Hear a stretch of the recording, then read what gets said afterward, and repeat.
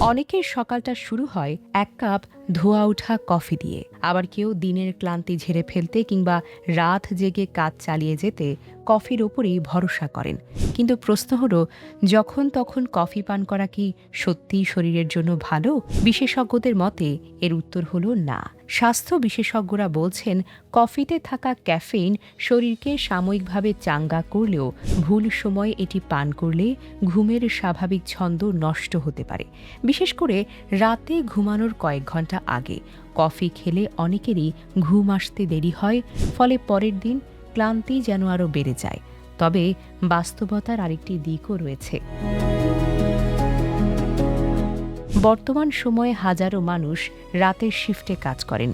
কেউ হাসপাতালের জরুরি বিভাগে, কেউ বা কারখানায়, আবার কেউ বিশ্বের অন্য দেশের সময় অনুযায়ী অনলাইনে দায়িত্ব পালন করেন। তাদের কাছে রাতই যেন নতুন সকাল।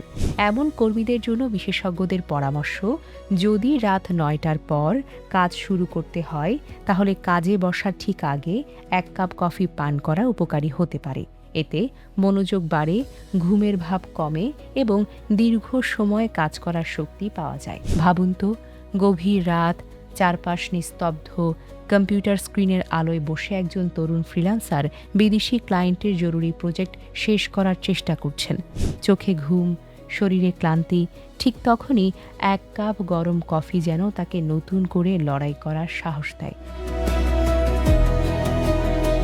তবে এই শক্তি যেন অভ্যাসে পরিণত না হয়, সেই সতর্ক বার্তাও দিচ্ছেন বিশেষজ্ঞরা। তাদের মতে, দিনের বেলায় কফি পান করার সবচেয়ে উপযুক্ত সময় হলো সকাল কিছুটা গড়ানোর পর অথবা দুপুরের আগে। কারণ ঘুম থেকে ওঠার পর শরীরে প্রাকৃতিকভাবে কর্টিসল হরমোনের মাত্রা বেশিই থাকে, যা আমাদের স্বাভাবিকভাবেই সতেজ রাখে। তাই খুব ভোরে কফি পান করলে কাঙ্ক্ষিত উপকার নাও মিলতে পারে।